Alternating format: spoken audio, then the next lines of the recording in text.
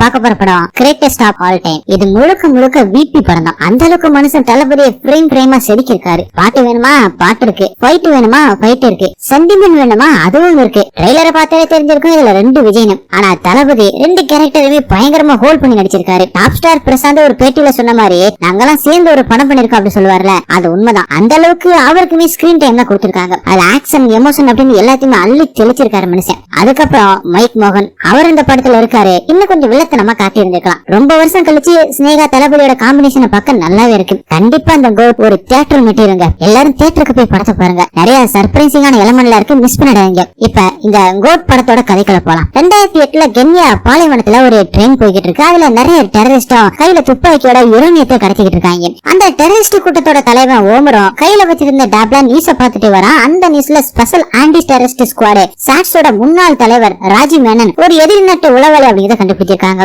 இந்தியால நடந்த பல தாக்குதல்ல அவருக்கு தொடர்பு இருக்கணும். சாட்ஸை சேர்ந்த இன்னொரு அதிகாரி கொடுத்த அந்த தகவல் மூலமா இந்தியன் கவர்மெண்ட்டுக்கு இந்த விஷயம் தெரிய வந்திருக்கணும். நாட்டுக்கு எதிராக செயல்பட்டதுனால இந்தியன் கவர்மெண்ட்டும் அவரை பிடிக்கிறதுக்காக நிறைய தனிப்பட அமைச்சு தேடுறாங்க அப்படின்னு சொல்ல இத ஓமருமே பாக்குறோம். அந்த டெரரிஸ்ட் கொண்டு போற அந்த யுரேனியம் ஒரிஜினலா இல்லையா அப்படிங்கறத கண்டுபிடிக்கிறதுக்காக ஹெலிகாப்டர் மூலமா ஒரு சயின்டிஸ்ட கூட்டிட்டு வராங்க.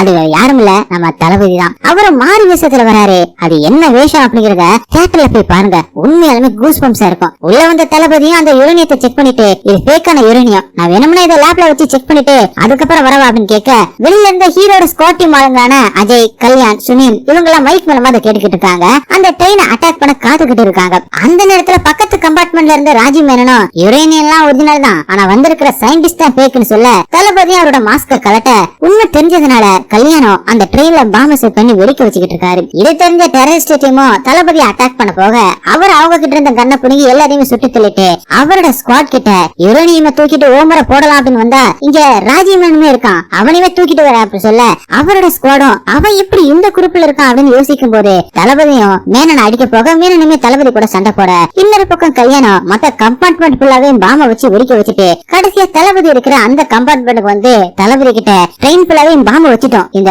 மேனனை அப்புறமா பாத்துக்கலாம், யுரேனியமை எடுத்துக்கிட்டு வா அப்படின்னு கூப்பிட தளபதி யுரேனியமை எடுத்துக்கிட்டு மேனனோட கம்பார்ட்மெண்ட்ல ஒரு டைம் பாம்பை ஆன் பண்ணி விட்டுட்டு வராரு. மேல ஹெலிகாப்டர்ல பறந்துட்டு இருக்கிற சுனிலோட ஹெலிகாப்டர்ல ஏறி தப்பிச்சிடறாரு. அந்த பிளாஸ்ட்ல மாட்டி மேனனுமே இறந்து போறாரு. அப்படி இந்த மிஷனை சக்சஸ்ஃபுல்லா முடிச்சதுக்காக நீடலி வந்ததுக்கு அப்புறம் ஒரு பார்ட்டி பண்றாங்க தளபதியோட டீமும். எல்லாம் குடிச்சிட்டு ஒரு குத்தாட்டம் போட்டுட்டு ஃபுல் மப்போட வீட்டுக்கு வராரு தளபதி. வீட்டுல அவரோட வைஃப் அனுவும் இவருக்காக தூங்காம கூட வெயிட் பண்ணிக்கிட்டு இருக்காங்க. அவங்களை பார்த்த தளபதியும் இப்படி நிற மாச கற்பனை அர்த்த ராத்திரில தூங்காம முழிச்சு இருக்க கூடாது அப்படின்னு டாக்டர் சொல்லிருக்காருல, போய் தூங்குமா அப்படின்னு இவர் சரக்கு போட்ட விஷயத்தை அனு கண்டுபிடிக்கலாம்னு நினைச்சுக்கிட்டு தூங்க போறாரு. அடுத்த நாள் காலையில எழுந்த தளபதியும் அவரோட பையன் ஜீவனை 8:30 மணி ஸ்கூலுக்கு 6:30 மணிக்கே ஸ்கூலுக்கு ரெடி பண்ணி உட்கார வச்சு வீடு ஃபுல்லாவே சாம்பிராணி புகைய போட்டு விட்டு சாமி கும்புற மாதிரி அளப்பறைய போட்டு நடிச்சுக்கிட்டு இருக்காரு. இதை பார்த்த அனுவும் இது சரக்கு போட்டு வந்ததுக்கு இதுதான் பிராயச்சித்தமா அப்படின்னு கேட்க, என்னமா பையன் முன்னாடி குடிக்கிட்டு பேசிக்கிட்டு இருக்க, இனிமே சத்தியமா குடிக்கவே மாட்டோமா அப்படின்னு தளபதி சொல்ல, இப்படிதான் ஜீவன் வயிற்றுல இருக்கும் போது சொன்னீங்க, ஆனா குடிச்சிட்டு வந்து நிக்கிறீங்க, இப்ப வயிற்றுல இருக்கிறவங்களையும் சத்தியம் பண்ண போறீங்களா அப்படின்னு கேட்க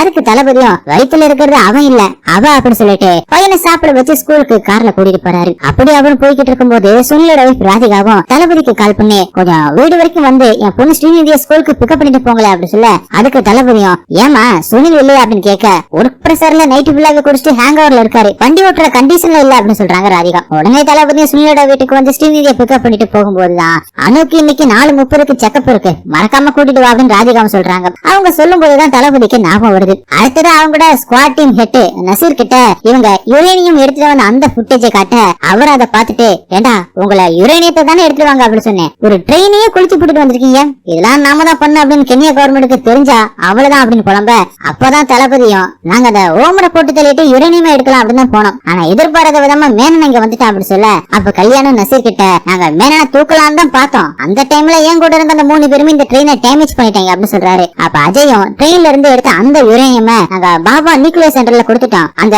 ஓமர் மேனன் மொத்த பேருமே ட்ரெயின்ல பிளாஸ்ட் ஆகி செத்துட்டாங்க அப்படின்னு அபிஷியலா கென்யா கவர்மெண்ட் ரிப்போர்ட் பண்ணிட்டாங்க அப்படின்னு சொல்லிட்டு அந்த ரிப்போர்ட் தராரு. அப்ப தளபதி நசீர் கிட்ட சார் இந்த மேனன் தான் யுரேனியம் டீல்ல ஓமருக்கு ஹெல்ப் பண்ணிருக்கான், இதை இன்வெஸ்டிகேஷன் பண்ண நிறைய டீடைல் கிடைக்கும் அப்படின்னு சொல்றாரு. அதுக்கு நசீரும் செத்தவங்க கிட்ட போயிட்டு என்னத்தை இன்வெஸ்டிகேஷன் பண்றது அப்படின்னு சொல்லிட்டு தளபதியை பார்த்து அடுத்த அசைன்மெண்ட் தாய்லாந்துல இருக்கு, அது சம்பந்தமா 3:30 மணிக்கு சென்னைக்கு பிளைட் டிக்கெட் போட்டிருக்கேன், நீ சென்னையில நம்ம ஆளுங்களை போய் பாரு அப்படின்னு சொல்றாரு. அதுக்கு தளபதியும் இன்னைக்கு ஒய்ஃப டாக்டர் கிட்ட கூட்டிட்டு போனா அப்படி சொல்ல அதெல்லாம் அவங்களே போய்ப்பாங்க அப்படின்னு நசீரும் சொல்றாரு. அப்படி எங்க அனுவும் சுனிலோட ஒய்ஃப் ராதியா ராதிகா கிட்ட செக்கப்புக்கு வர அவங்கள அண்ணுவோட வயித்துல இருக்கிற அந்த குழந்தைய ஸ்கேன் பண்ணி பாத்துட்டு குழந்தை நல்லபடியாதான் இருக்கு, எதுக்காக தேவையில்லாம டென்ஷனா இருக்கு அப்படின்னு கேட்க அதுக்கு அனுவும் எனக்கு குழந்தைய நினைச்சதான் டென்ஷன் இல்ல, தளபதியை நினைச்சுதான் டென்ஷனா இருக்கு. இப்பெல்லாம் தனியாவே சுத்திக்கிட்டு இருக்காரு, வீட்டுக்கு டைமுக்கு வர்றது இல்ல, போன் வந்துச்சுன்னா தனியே போய் பேசுறாரு, ஏதாவது ஒரு பொண்ணோட தொடர்பு இருக்குமோ அப்படின்னு சந்தேகமா இருக்கு. இப்படிதான் ஒரு நாள் நான் போன் பண்ணி மளிகை சாமான் வாங்கிட்டு வாங்க அப்படின்னு சொல்ல, ஆனா அந்த டைம்ல ஒரு பொண்ணோட குரல் கேட்டுச்சுன்னு சொல்ல அந்த சீனை காட்டுறாங்க. தளபதி ஒரு மிஷனுக்காக ரஷ்யாவில் இருக்கிற உயரமான பில்டிங்ல கயிறு கட்டி தொங்கிக்கிட்டு இருக்கும் போது அனு கால் பண்ணிருக்காங்க. அந்த நேரம் பார்த்து அந்த பில்டிங்ல இருந்த மெயின்டெனன்ஸ் பண்ற ஒரு பொண்ணு தளபதியை பத்தி கத்தி இருக்கு. அதுதான் அனுவுக்கும் கேட்டிருக்கு, அதைத்தான் அனுவுமே தப்பா புரிஞ்சிருக்காங்க. இந்த மாதிரி தளபதி மிஷன்ல இருக்கும்போது கால் பண்ணி தப்பா புரிஞ்சுக்கிட்ட அனுவும் இப்ப ராதிகா கிட்ட புலம்பிக்கிட்டு இருக்காங்க. சொல்ல போனா சாட்ஸ்ல இருக்கிறத யாருமே அவங்க ஃபேமிலி கிட்ட சொல்ல மாட்டாங்க போல, அதனாலதான் இந்த குழப்பம். அடுத்த சில தளபதி அனு கிட்ட ஸ்கூல் ரீயூனியன் அப்படின்னு போய் சொல்லிட்டு சென்னைக்கு போயிட்டு திரும்ப வராரு. அப்பதான் அனுவும் ஸ்கூல் ரீயூனியன் எப்படி போச்சு அப்படின்னு கேட்க நல்லா போச்சு, ஆனா லேட் ஆனதுனால சுனிலோட வீட்லயே படுத்து தூங்கிட்டு அப்படின்னு தளபதி சொல்ல உடனே அனுவும் கல்யாணுக்கு கால் பண்ணி தளபதி நேற்று நைட்டு எங்க இருந்தாருன்னு கேட்க அதுக்கு கல்யாணம் என் வீட்டுலதான் இருந்தாரு, இங்கே லேட் ஆயிடுச்சுன்னு தூங்கிட்டாரு அப்படி சொல்ல அவங்களுமே போனை கட் பண்ணிட்டு இப்ப நேரா சுனிலுக்கு கால் பண்ணி அதே மாதிரி கேக்குறாங்க. சுனிலும் ஒரு படி மேலேயே போயிட்டு இன்னும் தளபதி என் வீட்டுல தான் தூங்கி இருக்காருன்னு சொல்ல அதுக்கு அனுபவம் உங்க தளபதி வீட்டுக்கு வந்து 30 நிமிஷம் ஆகுது அப்படி சொல்ல அங்கே கட் பண்ணி இப்ப சுனில கல்யாணம் அனுவோட வீட்டுல இருக்காங்க. அனுபவம் உங்க தங்கச்சி நினைச்சிருந்தீங்கன்னா இப்படி நீங்க போய் சொல்லுவீங்களா? பிரின்சிபல்னா ஜாலியா சேர்ந்து சுத்துறது மட்டும் இல்ல, ஏதாவது தப்பு பண்ணா அந்த தப்பை தட்டி கேட்கணும், அதை விட்டுட்டு தளபதி பண்ற அந்த தப்புக்கெல்லாம் நீங்களா உடஞ்சியா இருக்கீங்க. எனக்கு இன்னைக்கு ரெண்டுல ஒண்ணு தெரிஞ்சாகணும், ஒண்ணு அவர் ஏன் கூட இருக்கணும், இல்லன்னா அவருக்கு பிடிச்ச அந்த பொண்ணோட போக சொல்லிடுங்க அப்படின்னு சொல்லி அழுக இதை பார்த்த தளபதியும் நாங்களா சாட்ஸ் அப்படிங்கிற ஒரு டீம்ல இருக்கோம் அப்படி சொல்ல அதுக்கு காண்டான அனுபவம் திரும்ப போய் சொல்லாதீங்க, நேத்து கூட நுங்கும் பாக்கம்ல எங்க அப்பா உங்களை பார்த்தாரு அப்படின்னு கத்தி அழுகுறாங்க. உடனே தளபதியும் நம்ம தாய்லாந்து போற விஷயமா போயிருந்தேன், நம்ம செகண்ட் ஹனிமூனுக்குன்னு சொல்ல அதை கேட்ட அனுபவம் அப்படியே ஆஃப் ஆகுறாங்க. அப்படி தளபதியுமே தனியா கூட்டிட்டு வந்து சுனிலும் எவனாவது மிஷனுக்கு குடும்பத்தை கூட்டிட்டு போவானா அப்படின்னு சண்டை போட அதுக்கு தளபதியும் வயிற்றுல புள்ளைய வச்சுக்கிட்டு அழுதுகிட்டு இருக்கா. அவரோட அழுகிய நிறுத்ததா அப்படின்னு சொன்னேன் அப்படி சொல்ல அதுக்கு கல்யாணம் அங்க உனக்கே சேஃப் இல்ல, இதுல அந்த நசீர் வேற வராரு, எல்லாத்தையும் எப்படி சமாளிக்கிறதுன்னு கேட்க அதெல்லாம் நான் பாத்துக்கிறேன் அப்படின்னு தளபதி சொல்லிட்டு அப்படி அவரோட ஃபேமிலியோட தாய்லாந்து போறாரு. அப்படி பகல் ஃபுல்லாவே தன்னோட ஃபேமிலி கூட சேர்ந்து தாய்லாந்தை சுத்தி பார்த்துட்டு நைட் டைம்ல ஸ்குவாட் கூட சேர்ந்து தன்னோட அடுத்த மிஷனை சக்சஸ்ஃபுல்லா முடிக்கிறாரு. அப்படியே அடுத்து தாய்லாந்துல இருந்து இந்தியாவுக்கு வரதுக்காக ஏர்போர்ட்டுக்கு போய்கிட்டு இருக்காங்க. அந்த நேரத்துல அனுபவம் இந்த ட்ரிப் நல்லா இருந்துச்சுன்னு சொல்லிக்கிட்டு இருக்காங்க. அதுக்கு தளபதியும் ஒண்ணு மட்டும் பிறக்கட்டும், 3வது ஹனிமூனை சிறப்பா கொண்டாடலாம் அப்படின்னு சொல்ல அதுக்கு அனுபவம் கண்டிப்பா நமக்கு பையன் தான் சொல்ல தளபதியும் ஜீவனை பார்த்து உனக்கு என்ன பாப்பா வேணும் அப்படின்னு கேக்குறாரு. அவனும் எனக்கு கேர்ள் பேபி தான் வேணும் அப்படின்னு சொல்றான். அந்த நேரம் பார்த்து இவங்க வந்துகிட்டு இருந்த அந்த காரோட டிரைவரை யார சுட்டு அட்டாக் பண்ண தளபதி அவங்க கிட்ட மாட்டிக்காம குடும்பத்தை காப்பாத்த பாக்குறாரு. அந்த நேரத்துல அனுக்கு பிரசவ வலி வர அவங்கள ஹாஸ்பிட்டலுக்கு கூட்டிட்டு போறாங்க. ஆபரேஷன் தியேட்டருக்கு போற வழியில அனுபவம் நம்ம லவ் பண்ணும் போதே நீ சாட்சில இருந்தியா அப்படின்னு கேட்க ஆமான்னு தளபதி சொல்றாரு. அதை கேட்ட கோபமான அனுபவம் ஆபரேஷன் தியேட்டருக்குள்ள போறாங்க.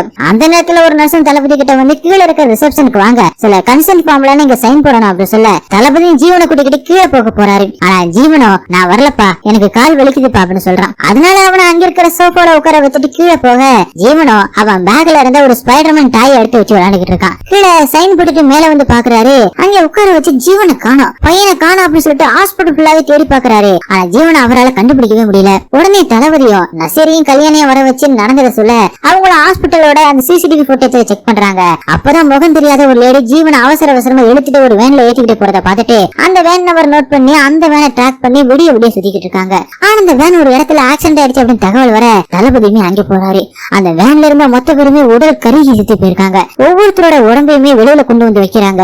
அப்பதான் ஜீவனோட உடம்ப ஸ்பைடர்மேன் டாயை பிடிச்சிக்கிட்டு செத்து போன மாதிரி எடுத்துட்டு வந்து போட அதை பார்த்த தளபதியோ என் பையன் ஜீவன் அப்படின்னு கத்தி கதறி அழுதுகிட்டு இருக்காரு. இந்த விஷயத்த குழந்தை பிறந்த நேரத்துல அணுகிட்ட எப்படி சொல்றதுன்னு தெரியாம சோகமா நிக்க அனுபவம் தளபதியை பார்த்து நீ ஏன் சாட்சில இருக்கிறத முன்னாடியே சொல்லல, முன்னாடியே தெரிஞ்சிருந்தாலும் நான் உங்களை கல்யாணம் பண்ணிருப்பேன், இனிமேலாவது என்கிட்ட எதையுமே மறைக்காம இருங்க, அதுக்கு எதுக்கு முன்னே சோகமா வச்சிருக்கீங்க, ஜீவனை நீங்களே நினைச்ச மாதிரி நமக்கு ஒரு பொண்ணுதான் பிறந்திருக்கு, எங்க ஜீவன் அப்படின்னு தளபதியை பார்த்து கேட்க தளபதியுமே எதுவுமே சொல்ல முடியாம பயங்கரமா அழுதுகிட்டு என்னை மன்னிச்சிருமா ஜீவன் நம்மளை விட்டுட்டு போயிட்டா அப்படின்னு சொல்ல அதை கேட்ட அனுபவம் அழுதுகிட்டே இருக்காங்க.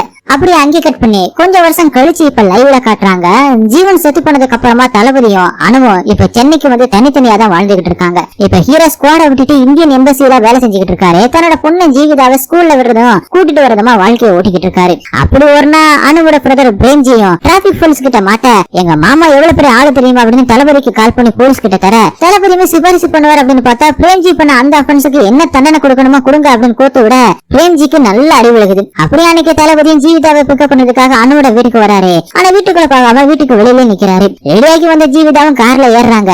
பின்னாடி வந்த அனுவம் இன்னைக்கு சாயங்காலம் நானே வந்து பிக்கப் பண்ணிக்கிறேன் அப்படின்னு ஜீவிதா கிட்ட சொல்றாங்க. அடுத்தத கார்ல போய்கிட்டு இருக்கும் போது சுனிலோட பொண்ணு ஸ்ரீநிதியோட பர்த்டே ஃபங்க்ஷன் சாயங்காலம் இருக்கு, என் கூட வரியா இல்ல அம்மா கூட போறியா அப்படின்னு கேட்க, அதுக்கு ஜீவிதாவும் உங்க 2 பேர் கூடயுமே சேர்ந்து போகணும் தான் ஆசை, ஆனா அதெல்லாம் எங்க நடக்க போகுது, வீட்டுக்குள்ள வாங்கன்னு சொன்னா கூட வர மாட்டீங்க அப்படின்னு புலம்பிக்கிட்ட வர தளபதியுமே அமைதியா வராரு. அப்படி இன்னைக்கு சாயங்காலம் ஸ்ரீநிதியோட பர்த்டே ஃபங்க்ஷன் நடக்குது. அதுக்கு ஹீரோவோட ஸ்குவாட் டீம் மெம்பர்ஸ் எல்லாருமே வராங்க. அவங்க எல்லாருக்குமே பிரேம்ஜி தான் சரக்கு சப்ளை பண்றாரு. அப்ப நசீரன் தளபதி கிட்ட இன்னும் அனுபவம் கிட்ட பேசவே இல்லையா, அன்னைக்கு நடந்தது ஒரு ஆக்சிடென்ட், யாரு மேலயுமே தப்பு இல்ல, நான் வேணும்னு அணுகிட்ட போய் பேசட்டுமா அப்படின்னு கேக்குறாரு. அதுக்கு தளபதியும் கோவத்தினால இந்த பெரியவர் சார், என் பையன் சாகும்போது அவனுக்கு 5 வயசு, அவனை காப்பாற்ற முடியாம போனதுக்கு எங்களுக்கு நாங்களே கொடுத்துக்கிற தண்டனை தான் சார் இது, இதை பத்தி யாரும் பேசாதீங்க அப்படி சொல்றாரு. அப்ப கல்யாணம் தளபதியை பார்த்து மாஸ்கோல நம்ம இந்தியன் எம்பசியை ரீஓபன் பண்ணிருக்காங்க, நம்ம ஒரு மினிஸ்டர் அங்க ராங்கா வாயை விட்டு பயங்கரமா பிரச்சனை ஆயிடுச்சு, அங்க இருக்கிற குரூப் எம்பசியை ரீஓபன் பண்ணக்கூடாது அப்படின்னு தகராறு பண்ணிக்கிட்டு இருக்காங்க, அதனால நீ அங்க போய் ஒரு வாரம் இமிகிரேஷன் ஆபீசருக்கு ட்ரைனிங் கொடுத்துட்டு வா அப்படி சொல்ல,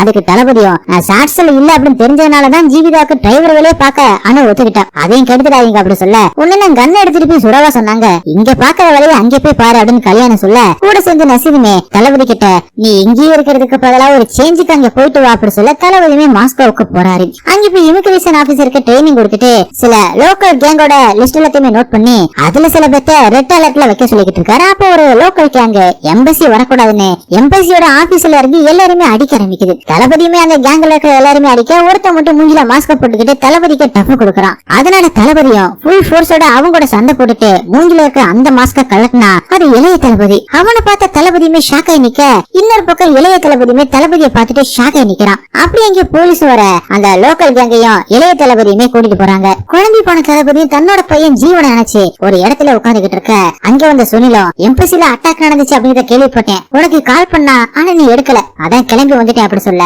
அதுக்கு தளபதியும் காலையில நடந்த அந்த அட்டாக்ல ஒரு பையனை பார்த்தேன், அவனை பார்க்க என்ன மாதிரி இருந்தா, என் பையன் ஜீவன் இருந்திருந்தா அப்படிதான் இருந்திருப்பான் அப்படி சொல்ல, அதுக்கு சுனிலும் ஜீவன் இறந்துட்டான், அதுதான் உண்மை, உனக்கு வேணும்னா சொல்லு, காலையில அட்டாக் பண்ண வந்த அந்த கேங்க இப்ப எங்க இருக்காங்க அப்படின்றத கண்டுபிடிச்சு அந்த பையனை தூக்குறேன் அப்படின்னு சொல்றாரு. அங்கே கட் பண்ணி அடுத்த நாள் தளபதி எம்பசி வேலையா வெளியில கிளம்பும் போது அங்க இளைய தளபதி இவரை பார்த்துட்டு போக அவன் பின்னாடியே தளபதியுமே போறாரு. அப்பதான் இளைய தளபதி ஒரு பிரிட்ஜு கிட்ட நின்னு தளபதியை பார்த்து நீ அப்பா தானே அப்படின்னு கேட்க, தளபதியும் கண்ணு கலங்கி அப்ப நீ என் ஜீவன் தானே அப்படின்னு சொல்லிட்டு ஜீவனோட காலை கட்டி பிடிச்சு அழுதுகிட்டு சாரி கேட்டுட்டு உன்னை எப்படிலாம் காப்பாத்தி இருக்கணும் அப்படின்னு சொல்லிட்டு ஒரு 1000 வேளையில யோசிச்சிருப்பேன், ஆனா நீ உயிரோட இருப்ப அப்படின்னு யோசிச்சதே இல்ல, எப்படி இங்க வந்து அப்படின்னு கேட்க, அதுக்கு ஜீவனும் எங்கெங்கயோ இருந்தேன் இப்ப இங்க வந்துட்டேன் அப்படின்னு சொல்ல, அதை கேட்ட தளபதியும் அப்பாவை தேடி வந்திருக்கலாம்ல அப்படின்னு சொல்ல, எனக்கு நிறைய விஷயம் ஞாபகத்திலே இல்லப்பா, நேற்று உங்க முகத்தை எம்பிசில பார்த்ததும் தான் என் கனவுல தெரிஞ்ச அந்த முகம் மாதிரி இருந்தீங்க, இப்ப கூட என்னால நம்ப முடியலப்பா அப்படின்னு சொல்ல, இப்ப நான் பைசல் கேங் கூட இருக்கேன், அவங்களை விட்டுட்டு வரது அவ்வளவு சாதாரண விஷயம் இல்லப்பா, இப்ப கூட உங்களை வான் பண்ண தான் வந்தேன், உங்க உயிருக்கு ஆபத்து இருக்கு, இங்க இருந்து போங்கப்பா அப்படின்னு சொல்ல,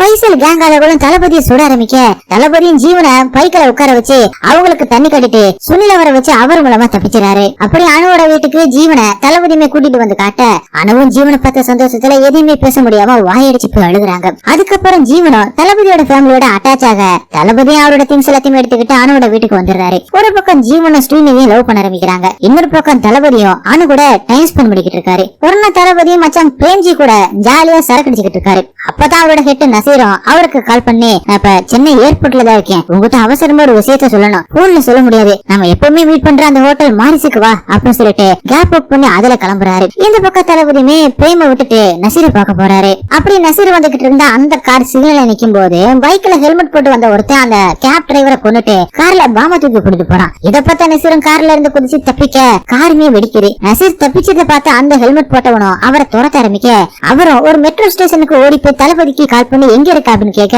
அதுக்கு தளபதியும் வந்துகிட்டே இருக்கேன் அப்படின்னு சொல்லும் போது அந்த ஹெல்மெட் போட்டவன் நசீரை கண்ணால சுட, அவருமே பதட்டத்துல அவரோட போன அப்புறம் கையில வச்சிருந்த அந்த பேக் எல்லாத்தையுமே கீழே போட்டுட்டு ஓடி போய் ட்ரெயின்ல ஏறிக்கிறாரு. கீழே விழுந்த போன் மூலமா தளபதியுமே மெட்ரோ ஸ்டேஷனுக்கு வந்து நசீரோட அந்த ட்ரெயின்ல ஏறாரு. அந்த ட்ரெயின்ல அந்த ஹெல்மெட் போட்டவன் நசீரை கொல்ல கிட்ட போறான். இங்க ஸ்டேஷன்ல கீழே விழுந்த நசீரோட போனையும் பேக்கையும் வைபோ எடுத்து வச்சுக்கிறான். இவனுமே அந்த ஹெல்மெட் போட்டனோட ஆளுதான் போல. இந்த பக்கம் தளபதியுமே ஹெல்மெட் போட்டவனை புரட்டி எடுக்க, அவனும் தளபதியை அடிச்சு போட்டுட்டு நசீரை கழுத்திலேயே கத்திய வச்சு குத்திட்டு அங்கிருந்து தப்பிச்சு போக அங்கேயே நசீர் விழுந்து செத்து போறாரு. அந்த ஹெல்மெட் போட்டவனை துரத்திக்கிட்டு தளபதியுமே வர, தளபதிக்கு தண்ணி காமிச்சிட்டு ஹெல்மெட் போட்டுக்கிட்டு இருந்தவன் அந்த ஹெல்மெட்டை கலட்டுவான் பாருங்க, அது வேற யாரும் இல்ல ஜீவன் தான். உடனே ஜீவனும் அவனோட ட்ரெஸ் கழட்டி போட உள்ள சிஎஸ்கே ஜெர்சி போட்டிருக்கான். அவனும் ட்ரெயின்ல இருந்து இறங்குற சிஎஸ்கே மேட்ச் பார்க்க வந்த அந்த கூட்டத்தோட கூட்டமா சேர்ந்து தப்பிக்கிறான். நம்ம தளபதியால அந்த கூட்டத்துல ஹெல்மெட் போட்டவன கண்டுபிடிக்கவே முடியல. அப்படியே நசீரோட ஃபியூனரலுக்கு தளபதியோட ஸ்குவாட் டீம் வருது, கூடவே டிஃபென்ஸ் மினிஸ்டருமே வராரு. அப்பதான் மினிஸ்டரும் நசீரோட கம்ப்யூட்டர்ல இருந்த எல்லா டேட்டாயுமே கரெக்டடா இருக்கு அப்படின்னு சொல்ல, அதை கேட்ட கல்யாணம் ரொம்பவே கன்ஃபியூசிங்கா இருக்கு சார், அது என்ன டேட்டா,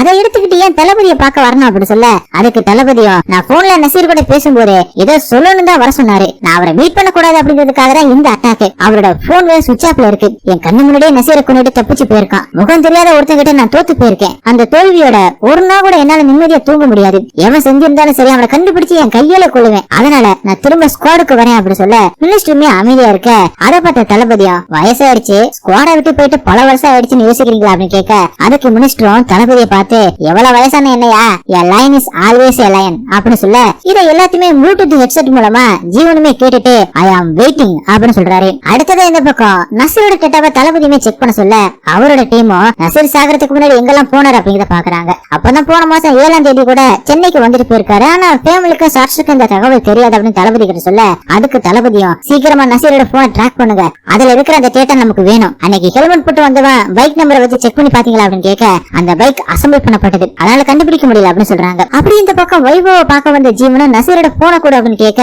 அது மெட்ரோ ஸ்டேஷன்ல மிஸ் ஆயிடுச்சு அப்படின்னு வைபவம் சொல்ல, அந்த போன் மட்டும் ஷார்ட்ஸ் கையில கிடைச்சிச்சுனா நாமெல்லாம் அவ்வளவுதான் அப்படின்னு ஜீவன் சொல்ல, நான் அந்த போனை ட்ராக் பண்ணிட்டு தான் இருக்கேன், சீக்கிரமா கண்டுபிடிச்சிரு அப்படின்னு வைபவமே சொல்றான். அப்பதான் ஜீவனுக்கு அவனோட அப்பா கால் பண்றாரு. அதை எடுத்த ஜீவனும் சொல்லுங்கப்பா நம்ம பிளான் படிதான் எல்லாமே போய்கிட்டு இருக்கு அப்படின்னு சொல்ல, அப்பாவும் சூப்பர்னு சொல்ல, அப்பதான் அந்த அப்பாவை காட்டுறாங்க. அது ராஜீவ் மேனன் தான். அங்கே கட் பண்ணி படத்தோட ஓப்பனிங்ல தளபதி ட்ரெயினை பிளாஸ் பண்ணிட்டு தப்பிச்சு போகும்போது அந்த ட்ரெயின்ல மேனன் தன்னோட குடும்பத்தோட இருந்திருக்காரு. லாஸ்ட்ல அவர் மட்டும் தப்பிச்சுக்க அவரோட பொண்டாட்டி புள்ள எல்லாம் அதுல மாட்டி செத்து போயிருக்காங்க. அதுக்கப்புறம் தளபதியை ஃபாலோ பண்ணி அவர் பையனை ஒரு லேடி மூலமா தூக்கி அந்த வென் ஆக்சிடென்ட்ல மத்தவங்க கூட சேர்ந்து ஜீவனுமே செத்து போயிட்டா அப்படின்னு தளபதியை நம்ப வச்சு ஜீவனை அங்க இருக்கிற லோக்கல் ரவுடி மூலமா பிச்சை எடுக்க வச்சு கொடுமை பண்ணி அந்த கொடுமையில இருந்து தான் தான் காப்பாத்தின மாதிரி மேனன் ஒரு கும்பத்தை ஜீவன் மனசுல விளைச்சு வச்சிருக்காப்ல. இதை பார்த்துதான் ஜீவனுமே வளர்றான்.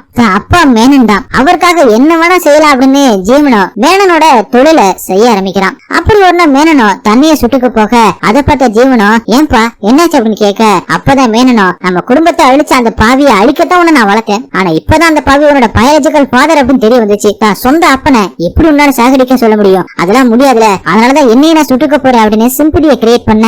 அப்பதான் ஜீவனோ எல்லாத்தையும் மறந்து நடு ரோட்ல பிச்சை எடுத்துக்கிட்டு இருந்தப்ப நீ தான் வந்து என்ன காப்பாத்தின, அவன் இல்ல நீ மட்டும் இல்லனா நான் எல்லாரும் எப்படி இருந்தப்பன்னு நினைச்சு கூட பார்க்க முடியாது, எனக்கு நீ தான் அப்பா, நான் தான் உன் புள்ள, உனக்கு இவ்வளவு வலியை கொடுத்தவனுக்கு நானுமே வலியை கொடுப்பேன் அப்படின்னு சொல்லியிருக்கான் ஜீவன். மேனன் போட்ட அந்த பிளான்னாலதான் இப்ப ஜீவனுமே இங்க வந்திருக்கான். அவங்களோட பிளானே தளபதியை மொத்தமா அழிக்கிறதுதான். அடுத்த சில தளபதி கூட எல்லாருமே உட்கார்ந்து லஞ்ச் சாப்பிடுறாங்க, கூடவே அஜியுமே சாப்பிடுறாரு. அப்ப தளபதிக்கு அவரோட டீமும் நசீரோட போன் ஆன் ஆயிடுச்சு ட்ராக் பண்றோம் அப்படின்னு சொல்ல, அதே நேரத்துல ஜீவனோ வைபவுக்கு நசீரோட போன் ஆன் ஆயிடுச்சு ட்ராக் பண்ண அப்படின்னு மெசேஜ் அனுப்புறான். உடனே தளபதி நசீரோட போன் நம்பருக்கு கால் பண்ண அதை யோகி பாபு தான் எடுத்து பேசுறாரு. அதே என் ஃப்ரெண்டோட போனு கொஞ்சம் கொண்டு வந்து தரீங்களா அப்படின்னு தளபதியும் கேட்க, அதுக்கு யோகி பாபுவும் நான் எவ்வளவு கஷ்டப்பட்டு மெட்ரோ ஸ்டேஷன்ல அடிச்சேன், அதெல்லாம் அவ்வளவு ஈஸியா கொடுத்துட முடியாது அப்படின்னு அவரும் சொல்ல, அதுக்கு தளபதியும் சரி ஒரு 50,000 ரூபாய் வாங்கிட்டு அந்த போனை கொடு, ஒரு லொகேஷன் அனுப்பு, நான் வந்து வாங்கிக்கிறேன் அப்படி சொல்றாரு. அதுக்கு யோகியும் என்னன்னா லூசு நினைச்சியா, லொகேஷன் அனுப்புனா நீ வந்து என்ன புடிச்சிட மாட்டேன், அதனால காசு எடுத்துக்கிட்டு காந்தி மண்டபம் வா, நான் போன் எடுத்துக்கிட்டு அங்கே வரேன் அப்படி சொல்ல,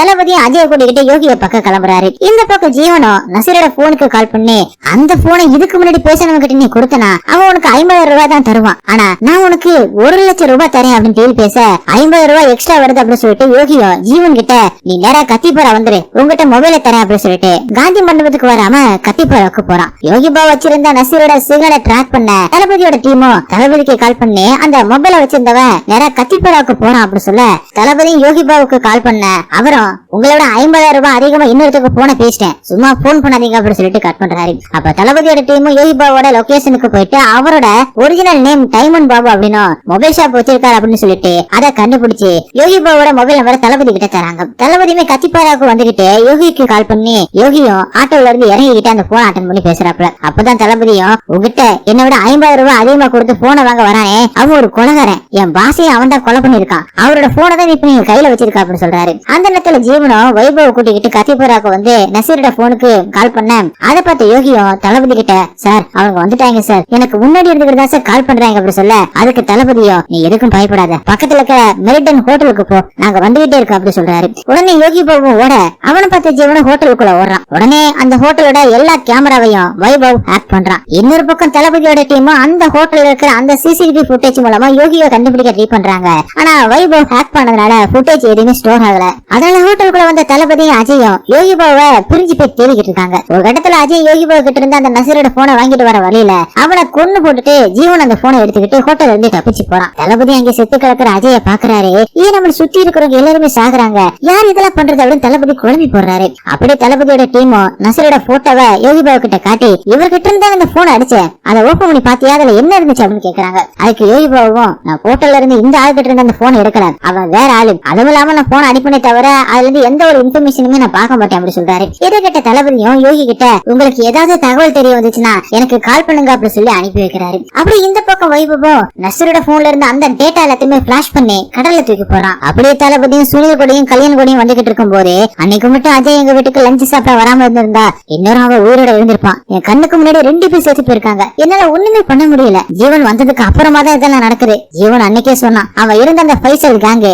அவனை சும்மா விட மாட்டாங்கன்னு சொல்லி புலம்பிக்கிட்டே வரும்போது ஸ்குவாட சேர்ந்த ராஜேந்தர் அப்படிங்கிற ஒருத்தவரு தளபதிக்கு கால் பண்ணி அந்த மாஸ்கோ கேங்ல ரெட் அலர்ட்ல வைக்க சொன்னா அப்துல்ல சென்னை ஹார்பர்ல போலீஸ் அரெஸ்ட் பண்ணிருக்காங்க. வேற ஒரு ஐடியில தான் உள்ளவரை பாத்திருக்கான், ஆனா செக்கில மாட்டிக்கிட்டான். நான் அங்கதான் போய்கிட்டு இருக்கேன், நீங்க இங்க வந்துருங்க, அவங்க கூட சேர்ந்து நிறைய பேர் கைதாயிருக்காங்க அப்படி சொல்லிட்டு போனை கட் பண்றாரு. அந்த நேரத்துல ஹார்பர்ல வெயிட் பண்ற வைபவுக்கு ஜீவனுக்கு கால் பண்ணி ஷிப் வந்துருச்சா, நம்ம ஆளுங்க எல்லாம் வந்துட்டாங்களா அப்படின்னு கேட்க அதுக்கு வைபவம் ஷிப் வந்துருச்சு ஆனா ஆளுங்க யாருமே வரல அப்படின்னு சொல்றான். அந்த நேரத்துல ஜீவனோட ரூமுக்கு வந்த ஜீவிதாவும் என்ன பண்ற, யார் கூட போன் பேசிக்கிட்டு இருக்க, உங்க அப்பா உனக்கு ரொம்ப நேரமா போன் பேச ட்ரை பண்ணிக்கிட்டு இருக்காரா, ரொம்ப நேரமா பிசின்னு வருதாமே அப்படின்னு சொல்லிட்டு அவரோட போனை கொடுத்துட்டு அங்க இருந்து போக தளபதி இப்ப ஜீவன் கிட்ட மாஸ்கோல நீ இருந்த அந்த கேங் சேர்ந்த ஒருத்தன் சென்னைக்கு வந்திருக்கான், அவன் போலீஸ் அரெஸ்ட் பண்ணிடுச்சு, நீ எதுக்கும் பயப்படாத, நான் கல்யாண் சுனிலோட அங்கேதான் போய்கிட்டு இருக்கேன், பத்திரமா இரு, யாருக்கிட்டயுமே இதை பத்தி சொல்லல அப்படின்னு சொல்லிட்டு போன வைக்கிறாரு. அப்பதான் ஜீவனுக்கு அந்த அப்துல் கூட தான் தன்னோட அப்பா மேனனுமே வந்திருக்காரு, அவரை எப்படியாவது காப்பாத்தணும் அப்படின்னு வைபவ் கிட்ட சொல்ல நான் உள்ள போனா நான் மாட்டிப்பேன், அப்புறம் நம்மளோட மொத்த பிளானுமே சொதப்பிடும் அப்படின்னு சொல்றான். மேனனை எப்படியாவது காப்பாத்தியாகணும் அப்படின்னு சொல்லிட்டு ஜீவனும் ஸ்ரீநிதிய லாங் டிரைவ் கூட்டிட்டு போறான் அப்படின்னு சொல்லி ஒரு இடத்துக்கு கூட்டிட்டு வந்து கைகால எல்லாத்தையுமே கட்டி போட்டு வாயில துணியை வச்சு அடைச்சு சுனிலுக்கு வீடியோ கால் பண்ணி குரலை மாத்தி மூஞ்சிய காட்டாம ஸ்ரீநிதியோட பேச மட்டும் காட்டி இன்னும் 5 நிமிஷத்துல ஹார்பர்ல புடிச்சு வச்சிருக்கிற ஆளுங்க வெளியில விடலனா உன் பொண்ணோட தலை துண்டாயிடும் அப்படின்னு மிரட்ட அதை பார்த்த சுனிலும் பயந்து போறாரு. உடனே சுனிலும் அவங்கள ரிலீஸ் பண்ணிடு, என் பொண்ணை காப்பாத்தணும் அப்படின்னு தளபதி கிட்ட சொல்ல அதுக்கு தளபதியும் ஏஜென்ட் மாதிரி பேசு, அவனோட ஆளுங்களை ரிலீஸ் பண்ண மட்டும் உன் பொண்ணை விட்டுருவானா, அவனை நான் பாத்துக்கிறேன் அப்படின்னு சொல்லிட்டு சுனிலுக்கு வீடியோ கால் வந்து அந்த நம்பரை ட்ராக் பண்ண சொல்லி அவரோட டீம் கிட்ட சொல்றாரு. 5 நிமிஷம் ஆகியுமே தன்னோட ஆளுங்களை ரிலீஸ் பண்ணல அப்படின்னு சொல்லிட்டு ஜீவனும் பக்கத்துல இருந்த பாட்டில உடைச்சு சுனிலுக்கு வீடியோ கால் பண்ணி என்னைய ஆளுங்களை நீ ரிலீஸ் பண்ணல அப்படின்னு சொல்லி ஸ்ரீநிதியோட கழுத்துல ஒரு கோடை போட அதை பார்த்து சுனிலும் கத்தி அழுகிறாரு. உடனே கல்யாண தளபதியோட போனை வாங்கி ராஜேந்தருக்கு கால் பண்ணி அப்துல்லையும் அவன் கூட சேர்ந்து கைது பண்ண ஆளுங்களையுமே உடனே ரிலீஸ் பண்ணிட்டு மப்டில வாட்ச் பண்ணுங்க அப்படி சொல்றாரு. அதனால ராஜேந்திரம் அப்துல் கூட சேர்ந்து மேனனுமே ரிலீஸ் பண்றாரு. அதே நேரத்துல தளபதி கேட்டிருந்த ஸ்ரீநிதியோட லொகேஷன் அவங்களுக்கு வர அந்த இடத்துக்கு 3 பேருமே கிளம்பி போறாங்க. அப்பதான் ஜீவனோ ஸ்ரீநிதி கிட்ட உன்னை உயிரோட விட்டனா என்ன நீ காட்டி கொடுத்துடுவா அப்படின்னு சொல்ல அதுக்கு ஸ்ரீநிதியோ நான் பண்ண மாட்டேன் என்ன உயிரோட விட்டுரு அப்படின்னு கெஞ்சி கேக்குறாங்க. ஆனா ஜீவனோ நீ கண்டிப்பா சொல்லிடுவ அப்படின்னு சொல்லிட்டு கழுத்தை அறுத்து போட்டுட்டு தப்பிக்க அந்த இடத்துக்கு தளபதி சுனில் கல்யாண் எல்லாருமே வந்து ஆளுக்கு ஒரு பக்கமா தேடிக்கிட்டு இருக்காங்க. ஒரு கட்டத்துல கல்யாணோட கண்ணுல ஸ்ரீநிதியுமே சிக்க அவர்கிட்ட ஸ்ரீநிதியும் இது எல்லாத்துக்குமே காரணம் ஜீவன் தான் சொல்றாங்க.